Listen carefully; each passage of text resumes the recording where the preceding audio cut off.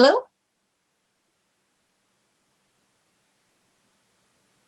Did I lose you? Is my microphone unmuted?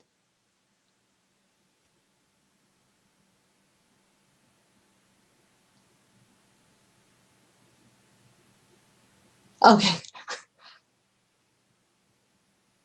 All right, great. Does anybody have any questions?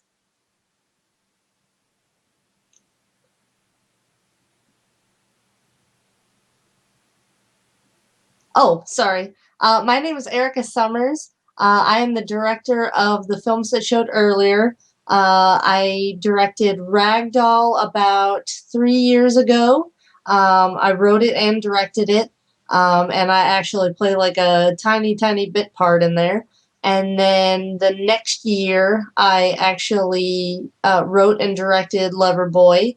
And then the year after that, which was this past year, I directed the upcoming film, Mr. White. So, does anyone have any questions for me?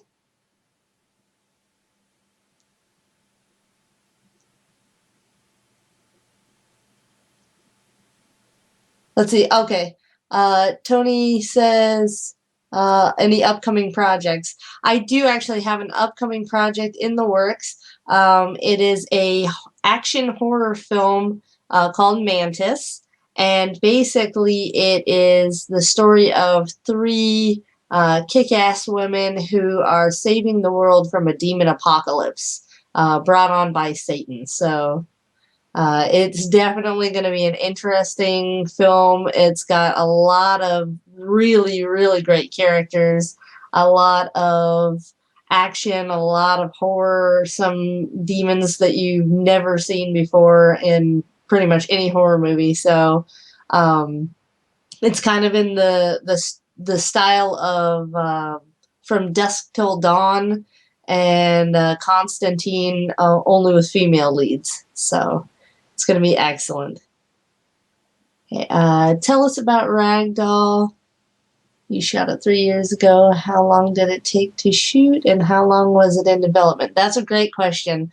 Ragdoll was my attempt to get some film festivals to really notice us. I'd made a few films before that, and none of them made it into any film festivals. And I thought, let's do something that's really going to wow them. Let's do something that's really going, if nothing else, let's just do something that is going to make their jaws drop and say, I can't believe they went there. And we did that, but we did that to a point where I think a lot of people got really nervous about the content. For those of you that didn't get to catch it earlier, it's about a man who gets a job as basically like a live-in groundskeeper, and he finds out that the man that he works for is abusing his son and basically allowing people to sexually abuse him for money, and he tries to save him, and in the process of doing so, it ends up basically being his demise. So we wanted to do something that was tragic, something that was touching on the subject of child abuse, and it really was amazing because we ended up raising a lot of money for charity. Not a lot of money, but a lot of money compared to our budget for the film. We ended up raising over $600 for a children's charity down in Sanford, Florida, and it was a really amazing experience. I mean, we got to go down there, and we even worked some of their Christmas parties and things and saw real abused children, and it was really eye-opening. It was eye-opening to see that, a lot of the people that were involved with the film have actually been abused as children and things like that. So it really opened my eyes a lot to all different forms of child abuse. So that was, it was 3 years ago, and I was really, I don't know, I'm definitely still learning now, but I had a lot to learn back then on making films and That was the first film I ever used a boom mic on. All my other ones were, um, just us running around with the onboard mic and just craziness. So that was the first like legitimate production that we ever really did, and I have a certain fondness for it that um, I think I'll always have for that movie because it was my first movie where I was like, yeah, we just made a real movie for once. So it took, I want to say it took 2 months. It's been a while, but I want to say it took about 2 months to actually film it. We filmed mostly on the weekends, and we filmed all around Ocala. We filmed at a trailer park. We filmed at a restaurant called Carmine's or Carmichael's. It has been a long time, so it's tough for me to remember all the exact names, but that was a really, really amazing project. Ryan Gilmer is the little boy in that film, and he was a blast to work with. I think he was 5 years old when we made that film, and it was definitely interesting trying to work with him because I'm not good with children at all, and so trying to get my message across to him was very difficult sometimes because I don't know how to treat children. So sometimes I'm talking to him like he's a baby, and sometimes he's just not responding at all to anything that I'm saying. So Jesse, the lead character, he and Ryan formed almost an instant bond at the read through. And Jesse, he followed Jesse around like a little lost puppy, and even named the little bunny that he carries around in the movie. He named it Jesse, so that he could always have Jesse with him and stuff like that. So whenever I couldn't get my point across to Ryan on set, I would tell him, I would look at Jesse and I would say, can you tell him to say ham sandwich a little clearer? Can you tell him how to do this? So that was definitely a challenge. Let's see what else. What films were influential for you into wanting to make films? Oh, there's so many. There's so many movies that made me want to make films. I still see movies today that really re-spark my passion for filmmaking, and I have to say, Ragdoll was a drama, and I had done a few horror films before that, and I was like, well, let's try something else. Let's go for a drama. And I missed horror so much because that's what I grew up on. That's really what I'm interested in. If it's ever just me alone and I get a night to just watch movies, it's always going to be horror movies. So uh, films like Pumpkinhead and Nightmare on Elm Street and Hellraiser. Hellraiser is one of my favorites. Not 20, not 27 Dresses. I see Carl posted 27 Dresses. I do not like chick flicks. My husband and I disagree a lot on what to watch because he loves chick flicks and I love the goriest of gory movies. And if you saw us together, like you would think it's the exact opposite. But I don't know. That we make it work. So let's see. What was your overall experience with the film festival circuit? That's another great question. Overall, it has been very hit or miss with the film festival circuit. Starting out with Ragdoll, I think we paid $1,000 to enter a bunch of different festivals, and I don't think we made it in a single one. Oh, we weren't even an official selection at any of the film festivals that we entered. Now, in retrospect, I think we were entering a lot of the wrong festivals, and that's because I didn't know the film festival circuit. I didn't know how things worked or the politics behind that. So it's been definitely a learning experience over the course of the last three movies to try to see what's going to go over well. Loverboy was actually a very difficult one too because the content is deals a lot with spousal abuse and a husband, beating up on the wife, and then, Jesse's character is going after Amber's character and, terrorizing her. And we had several film festivals across the nation just turn us down purely because they say we're not even close to comfortable putting any films out there that have that sort of content in them. There was one in Utah that just wrote us back not too long ago, and they said just because of the scenes where he's beating his wife, there's no way we're going to put this in the festival, even though it's a good film. And so that's always very tough to me, because I always feel like festivals want to see something new. They want to see something that's shocking. And sometimes they don't. Like, sometimes that's the last thing that they want to see. Sometimes it's almost kind of pathetic that they won't allow some of the things in over other things, like, because it has a scene where a man beats his wife, we're not going to put it in. So that it's definitely been tough. Each movie has been doing a lot better in the festival circuit, and Ragdoll didn't get in any. Loverboy made it into 5 and won an award, a beautiful award. And now Mr. White's been in almost 9 festivals, I think, and we've won 2 awards. We won Best Horror Film and Best Indie Rain Film in Ireland, which was a huge honor because the competition was incredible. So let's see what else. What has been the worst technical issue to deal with while filming or editing? That one would be sound.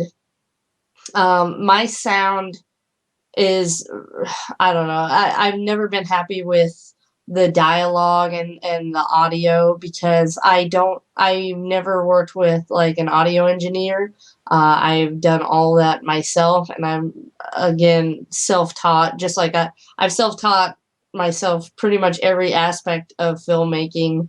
I recently went back to film school, but that's pretty much just so I could get a degree in it and say, hey, I actually am a legit filmmaker now. But the film school really didn't teach me anything that I hadn't already learned the hard way.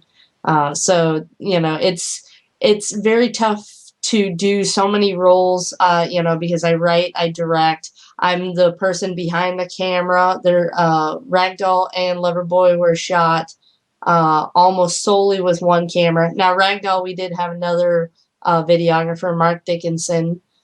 So he came and took a lot of the burden off me, for having to do it all myself. But the sound is always me, the editing's always me. So I think I'm my own worst enemy when it comes to, editing and looking at things objectively. It's really tough to put your film in a light and to look at it and say, like, wow, it needs a lot of work in such and such area. Like, because when you look at it, you just want to think, wow, that's my baby. It turned out amazing. And, so audio is always, well, yes, the Tootinator says audio is a bitch. It is a serious pain in my rope sometimes, because it doesn't matter how much you prepare for it. You can go out somewhere and the wind will just all of a sudden pick up blowing out of nowhere, and it hasn't blown for 9 months here in Florida, and all of a sudden, you're getting all the wind in the world. So if not for audio, my job would be a lot easier. Let's see. Did you ever have any safety issues while shooting, or safety issues with shooting permits? What's a shooting permit? I'm just kidding. I know what a permit is, but I've never used one. We've always just gotten permission from whoever, runs the area or runs the shop or whatever, and we just get written permission from them. And everything else is pretty much guerrilla shot. There are parts in Ragdoll where we were parked on the side of the street, and we call it the Ham Sammy scene. And Jesse and the little boy are eating ham sandwiches on the side of the street, and they have dialogue. And at one point, and this is on like some deserted back roads in a tiny little town that's like kind of connected to Ocala where we live. And it's really deserted. You don't see anyone for hours and hours. And in the middle of filming, a sheriff drives up, and we're like, oh man, we're toast now. And so when he drives up, and I'm trying to be super nice to him, I'm explaining to him that I'm a student filmmaker, which I wasn't. That's just my kind of lie to get out of any trouble for not having a permit. And so he comes up, and I'm like, sir, would you like a water? And how wow, lovely weather it is today.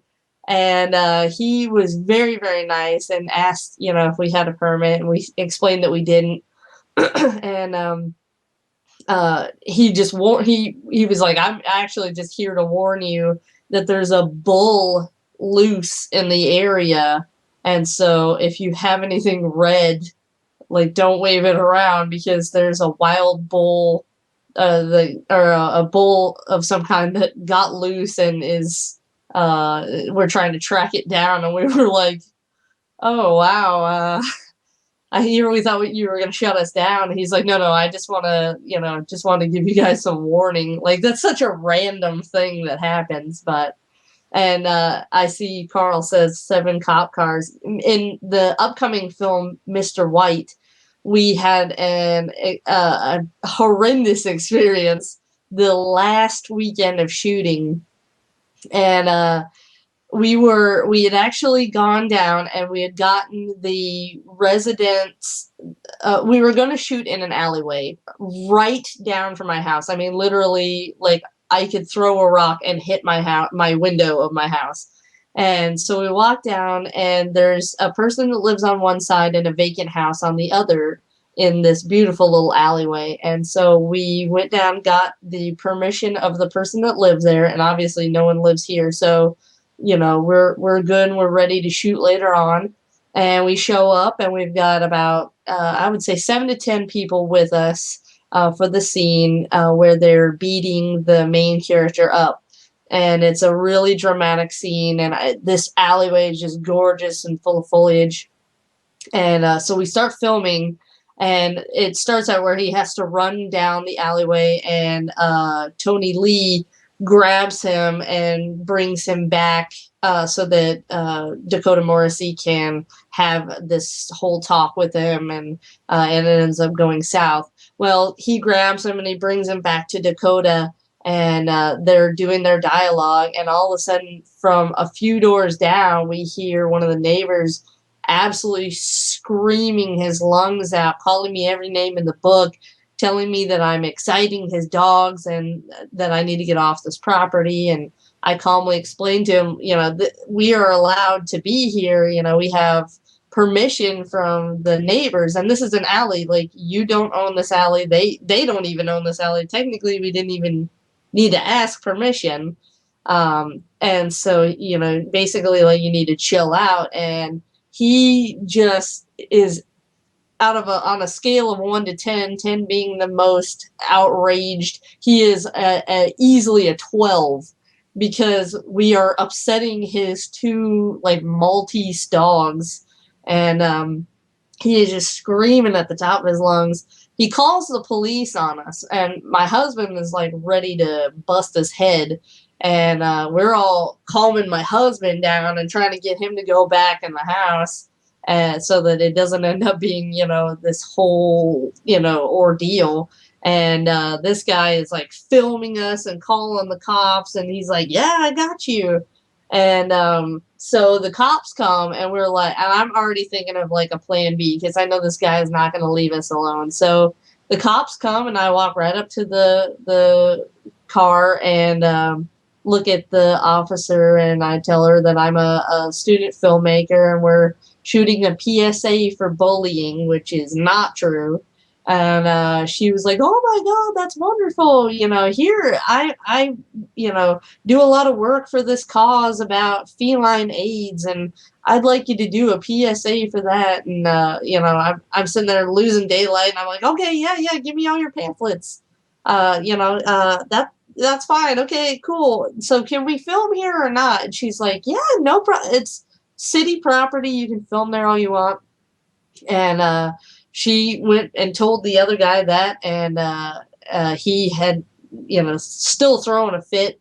So I'm like, okay, this isn't going to work. This guy is not going to calm down. So we used the other alley behind my house, which is actually in Loverboy, for a bullying scene. And some other neighbors called the cops on us, and people were driving around honking, trying to ruin all of our shots because they thought we were murdering this poor kid. And by the time all was said and done, we had, at one point, we had halted production of the scene completely, because we had 7 cop cars lined up in this alley and down the street, because everyone was calling the cops on us over and over again. And it was insane. There are pictures on our Mr. White Facebook if you want to see the cop cars. But yeah, it was interesting. Let's see. Who else has a question? Let's see. I imagine being a murder victim. Oh, yes. Yeah, we were worried about that bull, especially because Jesse, the lead star, had gone to pee in the woods earlier, and he's wearing bright red boxers. So after the guy had told us about the bull, we were a little concerned that Jesse could have been, gored by a bull, just because of his boxers. So that was interesting. Let's see. Tootnator says, "Have you ever tried getting film grants? I hear they are close to impossible." They are close to impossible. In my experience, I don't know who gets these grants. I don't know if anyone really does ever get these grants. Every time I've tried, I get the deal with the rudest people, and I know for a fact that with the state of Florida right now, they are supposedly out of funding for filmmakers and the tax incentives for filmmakers through 2016. So there is really not a lot of reason to film in Florida, especially if you're outside of Florida, just because there's no incentive in it. I mean, you go to New Orleans and you have a nice percentage back on your tax incentives, just because they want to make it easy for filmmakers to be there and to do work there, because it helps the local economy. But I know for a fact that Florida is very chinchy with their money as far as when it comes to filmmakers. So yeah, it is definitely close to impossible in my opinion. Let's see. Mr. Skeeter Buster says, "You can film like no other in Ohio, but I think you have to be a major studio." Yeah, sometimes you do have to be a major studio to get all those grants or those film incentives. I know I just talked to somebody in another country, and they said, "Oh, we can absolutely help you." And then the problem with that was, when they heard my budget was, really, really micro budget, they were like, "Oh, there's nothing we can do for you unless your budget's $200,000 or more." So I know that a lot of states and other countries even will help you out, and they'll even match you dollar for dollar sometimes, but you have to be over like that $200,000 mark. So let's see. Let's see. Yes, the heat outside. James 19611. The heat outside for Mr. White was so tough. It was brutal and broiling, like, all the time. There's a flashback scene in the film, and I swear it had to be 112 degrees that day, and we were in a place with no shade. Everybody's in thick slave getup, and poor Loida, she thought ahead. Like she made a brilliant move and bought these washcloths and dunked them in water and ice water, and was putting them on everybody's necks and their heads and stuff like that. She probably saved us from a huge lawsuit as far as the heat exhaustion goes. So kudos to Lloyd on that one. High five on saving the day. We had cold beer and cold subs and cold water and stuff like that, but man, it doesn't matter when you're out in just that blazing heat. Florida's hot enough already, but then you add summertime and thick clothes on top of it, and it's just it's a nightmare sometimes. Let's see. Who's got another question?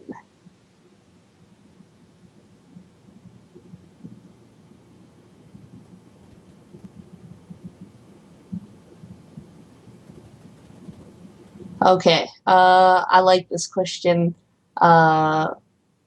LP Danfall 26 said, "In your wildest dreams, what is the wildest idea you ever came up with, and did you put it into a film?" Whew, that's a tricky question, because my wildest dreams are pretty wild, but they're pretty scattered, and I think I've taken bits and pieces of them and put them into my movies, but I definitely don't think I've tackled um, my wildest ideas. I think I have probably a million more wild ideas going on up in my head. And it's funny because I always have the idea for my next film before I even finish my previous film, and I almost always announce it before I'm even done with the film before that, just because my brain's always going so fast, and it's always like I'll be laying there in the middle of the night with my husband, and he'll be snoring and fast asleep, and all of a sudden my eyes just blink wide awake, and I think, oh my god, hellhounds. But what if they're skinned hellhounds, and what if they love the smell of children? Like, it's, I don't know, I get very weird ideas at very random times. And as far as putting my wildest dreams on in a film, I'm not really sure if the world is ready for that yet. A lot of them are already like, ooh, for the stuff I've come up with already, which, in my opinion, I'm just barely scratching the surface of my morbidity and my strangeness. I'm really only just getting started. So I hope that by the time that I die, I've got films that people say, put movies like Hellraiser to shame, or things like that, because those are my idols. Those are the most wonderful movies to me, and to be able to have someone say, "Wow, that blew that right out of the water," that would be my ultimate. That'd be my ultimate, like, wildest dream, is to come up with something like that. So, does anyone else have any questions? Let's see. Oh, I didn't scroll down further. Let's see. What was the experience like when you shot your first film? And based on that experience, what advice would you give to first-time filmmakers? Wow. Actually, my very first film was a short, and I'm pretty much the only person that's in it. I think my brother and my sister have a cameo, and it was awful, but it was practice. And then my first feature film, which is what I consider a feature film, even though I've seen some people who make short films that blow full feature films out of the water. For some reason, my experience always has been that a feature film is a real movie. So I'm sure I'm probably offending short filmmakers out there everywhere. But in my opinion, my first film was called Sins of the Flesh, and it was a cannibal film, and it was filmed in the back of a Hollywood video that I worked at. with my friend Becky, and we were, I mean, we were running around while the store was open, filming people's deaths, and people would come up to the front register and be like, "I think someone's dying in the back. You know, you might want to check that out." It was definitely a great experience for me. I learned so much. I learned about sound. I learned about video. I learned about, I mean, if you watch the film, which it's not for sale, and there's a good reason why it's not for sale. Um, if you were to watch it, you would see chords in, the corner of the screen. You would see, just little things that we were not very I was not very detail oriented, and therefore it's almost laughable at some points where you're just like, wow, she thought that would pass as a regular movie. That's insane. So, as far as advice that I would give to filmmakers coming from that first film, I'd give two pieces of advice. One is nothing, no film school degree, no book that you can read, no advice that you could ever get is going to be any better than if you just take your camera outside. Any camera, it can be your cell phone camera, and just practice with it. Like, just take it out, take it for a walk around the block, film things at weird angles, see how you can adjust your exposure, even if it's an auto exposure, practice with, light objects and dark objects and see how it works, and get to know your camera, get to know your eye for things. And the second piece of advice is sound is crucial. And you think that you can just fix it in post. Oh, the sound here is terrible. There's a waterfall behind the talent. Oh, it's fine. We'll just fix it in post. Don't fix it in post. Your sound, if people can't hear what your actors are saying, it's pointless. Like, they're not even going to want to watch it. And I had to learn that the hard way time and time again, until it's been ground in my head that, wow, sound really is a big factor. So that's something I would give to a first-time filmmaker. Let's see. Mr. Skeeter Buster said, so on a different note, has there ever been a particular song that has been your muse or inspired creativity, so to speak? Enter Sandman has always been one for me. Absolutely. In fact, I find a lot of my inspiration comes from music. In fact, Loverboy, if you just watch Loverboy, that is actually based on a song. And it is based on a song by Supertramp called Loverboy, about a man who studies women and learns to get in their psyche and to basically use that against them so he can be ridiculously charming and get any girl he wants. Now with my film Loverboy, I just added a horror twist on it at the end where he, turns out to use his powers for bad instead of just to get the girl. Or, basically what happens if he can't get the girl even though he knows all about girls. So if you ever listen to Supertramp's Loverboy, it mocks the movie pretty well, just because that's, what it's loosely based off of. And then Mr. White, I have a few songs like, what is that one called? Swamp Witch by Jim Stafford. That's one that has always been sort of an inspiration for a voodoo film of mine.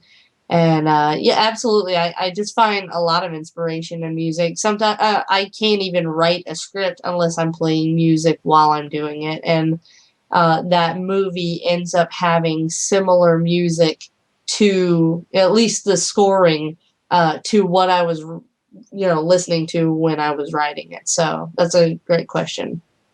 Let's see. When is the next film? Can't wait to be in it. Mantis is actually going to be filming in the spring of 2014. We're actually going to be holding auditions for it in November and December of this year. Right now we're in pre-production, getting a lot of things together. There is a lot that is going to go into this film.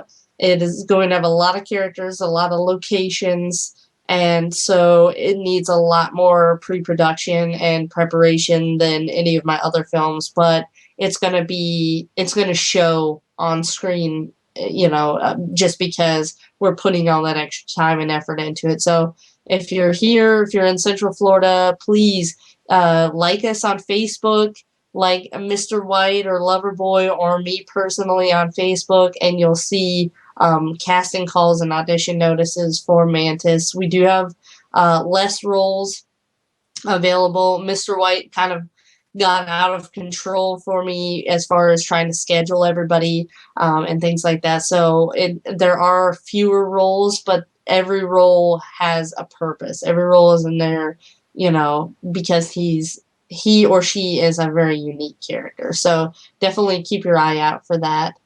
Let's see.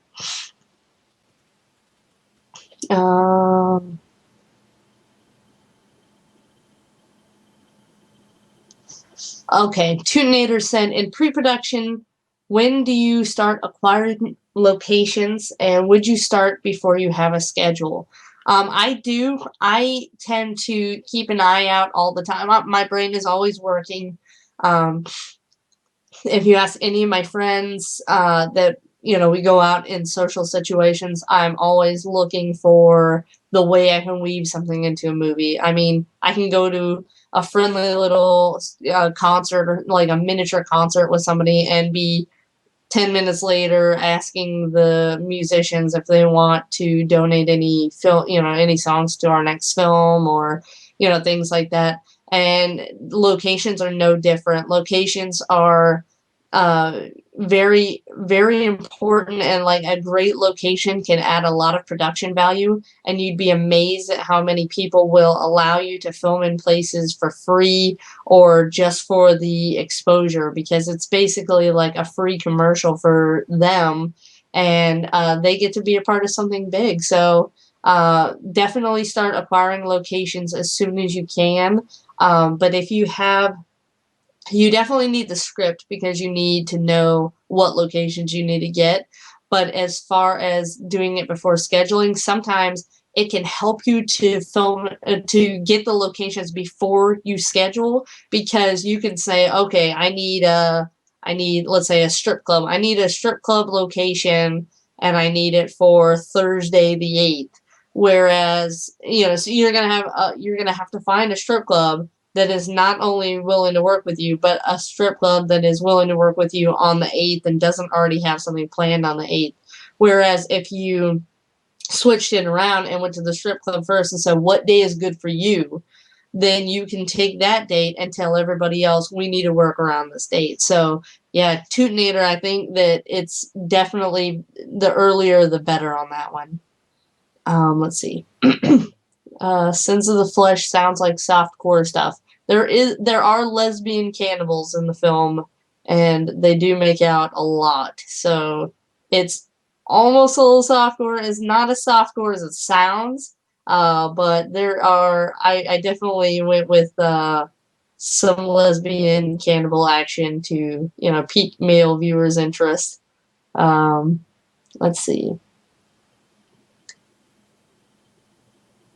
No, nobody. Okay, there's a comment that says, LMAO, nobody called the cops. They come into a Hollywood Video employee and tell you to check it out. Yeah, nobody called the cops, and nobody even seemed concerned enough to wait and find out what's going on. They would just come up to the front of the Hollywood Video and say, excuse me, somebody's screaming in the back and it sounds like they're getting murdered, and then they would leave, like or the person at the front would be wearing our Sins of the Flesh t-shirt and laughing and saying, oh yeah, no, they're filming back there, it's fine, nobody's dying. So yeah, but I was shocked. Nobody's ever called the cops on us at all until Mr. White, when it wasn't even a scene I would think would warrant calling the cops. So, let's see. Have you ever ran into an idol of the business who had an impact on you? Oh my God. Yes, that's another great one. last year at the Freak Show Film Festival, which is in Orlando. We made it in again this year with Mr. White. So definitely, if you get the chance, is worth every penny to go to this convention and festival. It is great movies, huge celebrities.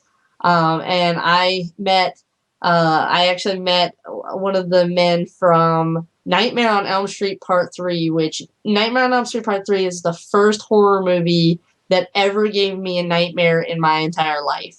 And I was just a child, probably so young that I shouldn't be watching Nightmare on Elm Street. Um, so this guy, if you haven't seen Nightmare on Elm Street Part 3, there's one of the men gets his tendons ripped out of his arms, and Freddy puppeteers him onto the roof of a building and throws him off. And just watching him getting puppeteered awkwardly through the halls of this insane asylum scared the bejesus out of me. And I was always afraid that Freddy was going to make me into a puppet. And so last year at Freak Show, I was there with Loverboy, and the guy who gets puppeteered in the film was a guest at the festival, and he was sitting there at his table and had nobody around him. And I was so scared to go up to him, I almost vomited. I went up there and I almost started crying, and he was so touched that he did something that made me even more nervous. He says, "Hold on a second," and he pulls out a little tiny video camera and holds it up like this and goes, "All right, go ahead. Can you say that again?" And he just films me like gushing to him, and I'm like wanting to cry, and I'm shaking, and I'm telling him what an inspiration he is, and he is just like, he's like on seventh heaven. But I'm like, I left and it was like my nerves were shot, and it was everything I could do not to throw up. But yeah, I have met a few others, Tom Savini, and the director for Zombie, and a few others that they're really big idols to me, and I was really excited to see them, and it inspired me to do better on my future work too, because I was like, I want to impress these guys. So let's see. Um,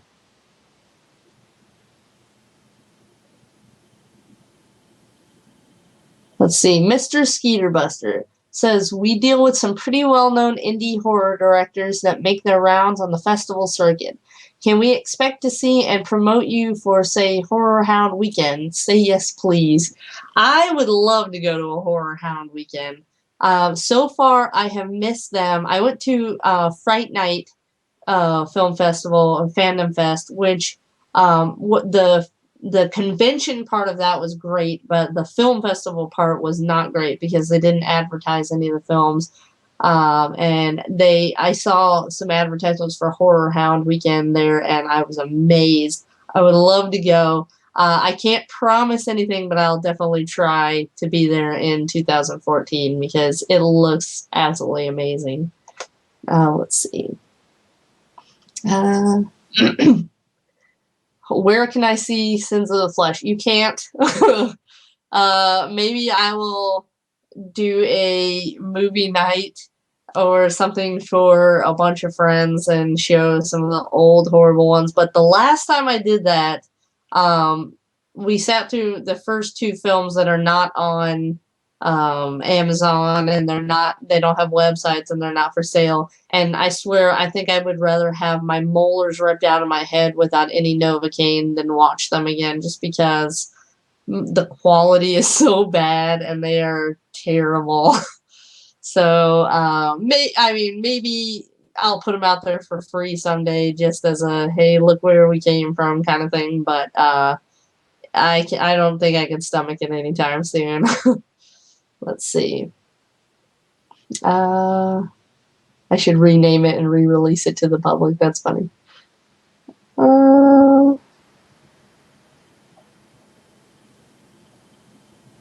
Freak Show is a kick-ass festival.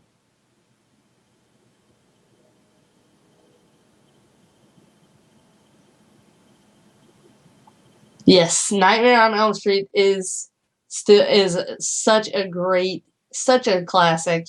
I love all the Nightmare on Elm Streets. I love 1, 2, and 3 especially. But 3, for some reason, that puppet scene kills me every time. And I still watch it to this day. And I've seen hundreds and hundreds of horror movies, and I can't not get scared at that part of the movie. It just really, really bothers me.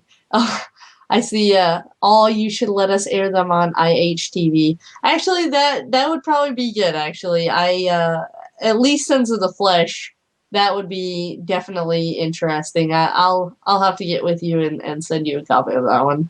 Um, Mr. Skeeter Buster, I too am a chump for 80s horror. That is my favorite genre of horror film, and I will never tire of 80s music, nor will I ever tire of 80s horror. I think it is basically the bomb, and Pumpkinhead is my all-time favorite movie, and it is. I think we watched it for my birthday 2 years ago, and I was like crying, scared. It still terrifies me to this day. And movies like Hellraiser and things like that. That whole time frame just had they were just so sick and so twisted and so beautiful at the same time that I can't get over it. They don't make movies like that anymore. Let's see. All right. If you could work with any actor or actress, who would you choose? Oh man. I think and it's tough to say because I want to continue down the horror path for pretty much the rest of my life. But as far as like the ultimate actor or actress that I'd like to work with, I would say it would be Ewan McGregor. That man has more talent in his little finger than I will ever have in my whole body times 10. And as far as acting, like he just nails every role in my opinion. Especially, and the longer it goes on, the better he gets. But as far as if I had to choose someone just in the horror genre, I think I would love to work with Robert Englund at some point. I think that would be that or Jeffrey Combs. Either one of those would be like I would just die and go to heaven if I get to work with either one of those. Let's see. Take on Me is your favorite song. Yes. I love anything 80s. I don't discriminate. I love everything from Flashdance to, I mean, you name it. I can dance the Maniac from Footloose, or from not Footloose, the other one. I can dance the Maniac like nobody's business. So let's see. I love the passion here tonight. Let's see.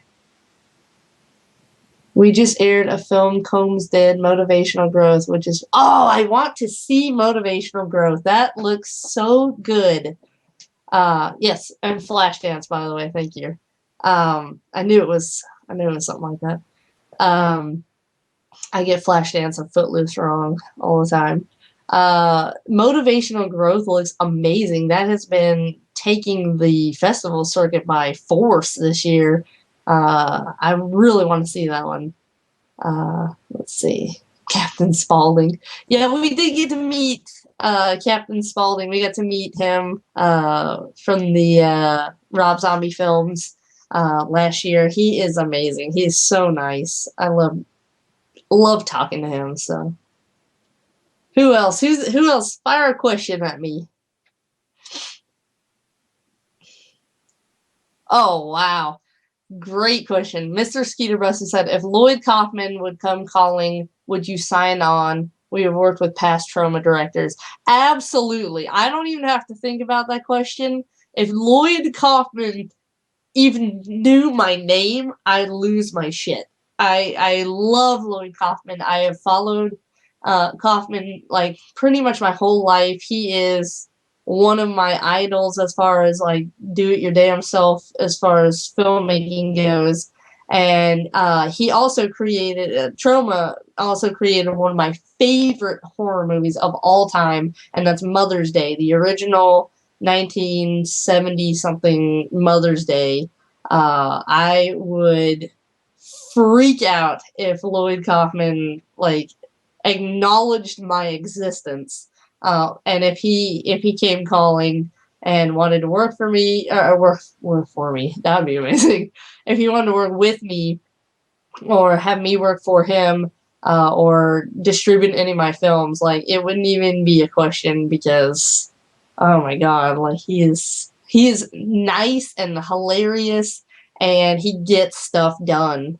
And I really idolize him, and I idolize his way of teaching.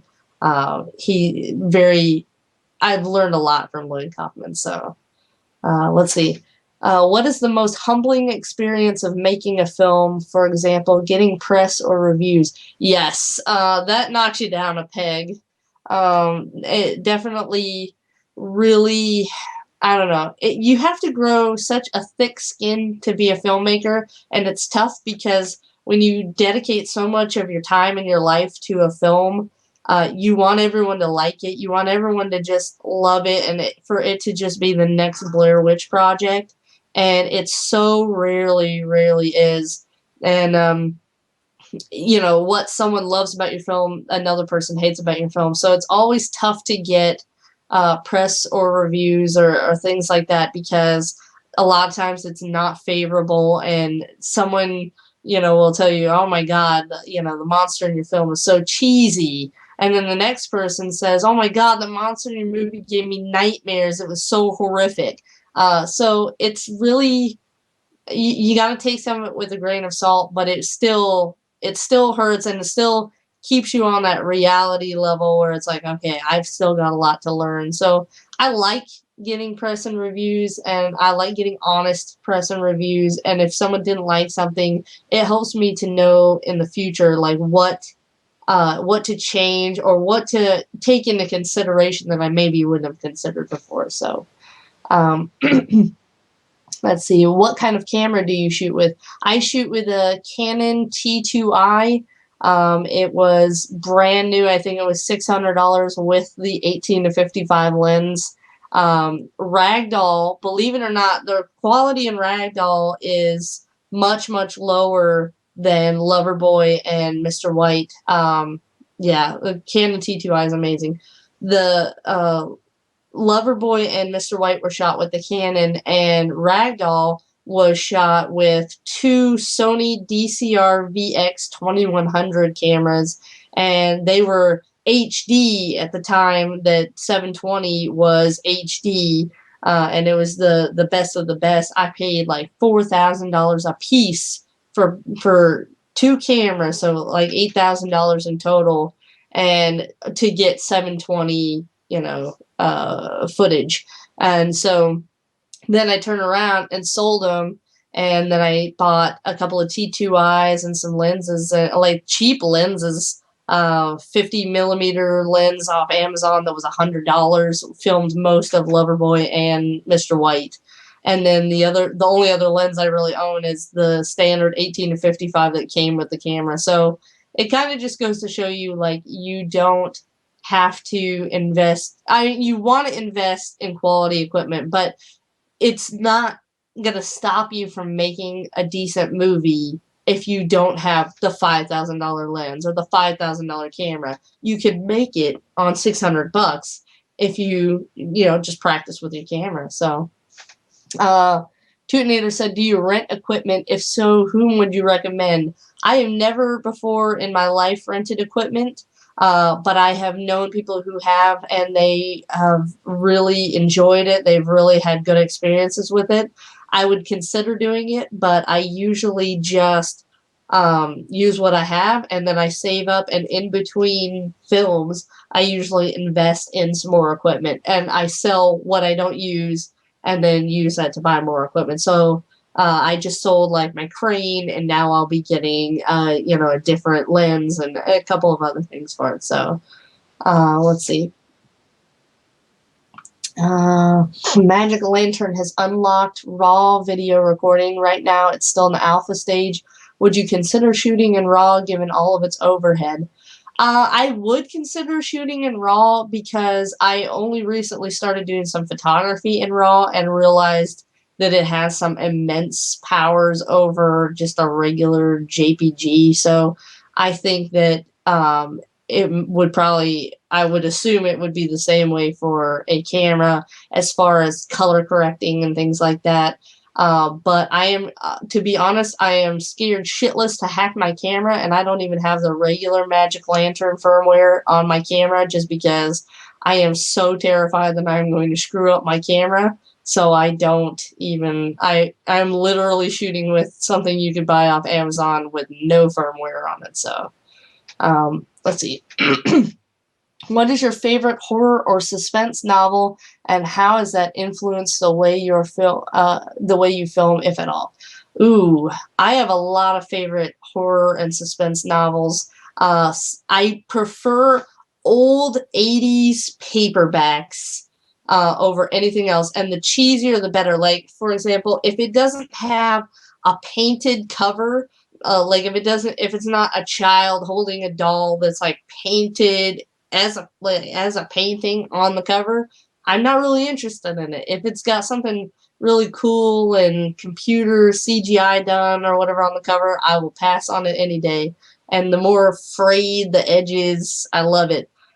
So I have a lot of really old horror movies, like horror novels, like The Brain Eaters. Uh, Amazing book. I love The Brain Eaters.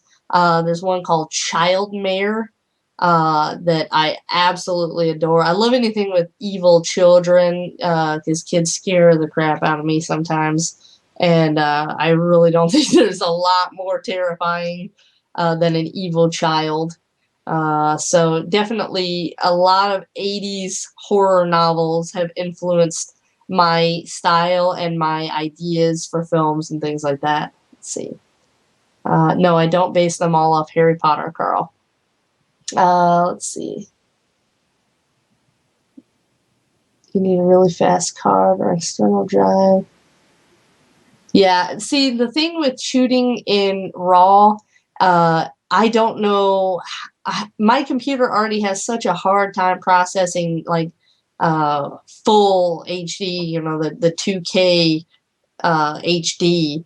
And I think I have 4 external 2 terabyte hard drives, and they're all like, they're all at least 75% full. So, I mean, I can't even imagine what shooting a feature film on RAW would look like. But yeah, does anyone else have any final questions?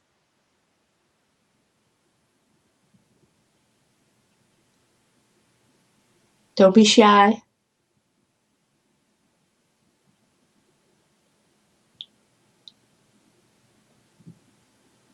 What do you look for most when casting? Ooh, I look for who I visually see in the part, and I feel bad because I know that there are so many talented people out there that can probably play any part and change their look to play, any part that I needed them to. But if I just don't see it in them when I look at them, if I don't see uh, that they're at least, 70% of the look of the part that I want, it's not going to happen just because it's so much effort to try to make someone look another way. And in my head, when I'm playing it all out, when I'm writing the script, I'm picturing certain things. So I don't know. As shallow as it sounds, I say looks are a huge part of casting.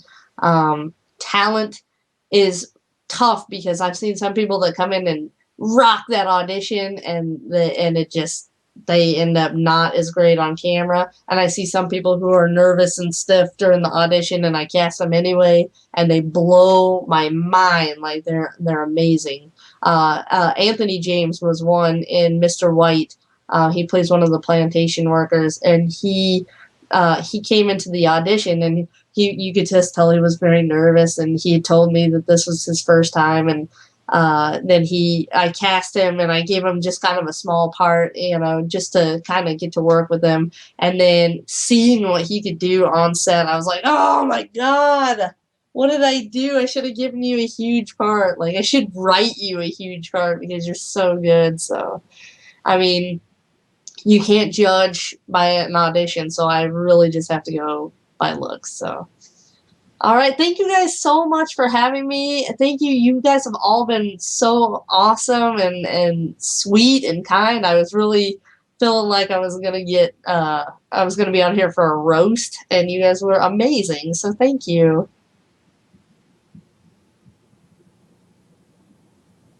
Yes, thank you. I appreciate everybody contributing to the chat and making this a lot of fun. I really hope that you guys not appreciate, I really hope that you guys enjoy Mr. White. Mr. White is following this director chat, and we worked very, very hard on it, and I just want you all to be so scared and to enjoy it and just be entertained. That's all I hope, is that you guys are entertained for the next hour and a half if you choose to stay and watch it. So thank you guys so much for your time and for your effort in the chat and for watching. So thank you.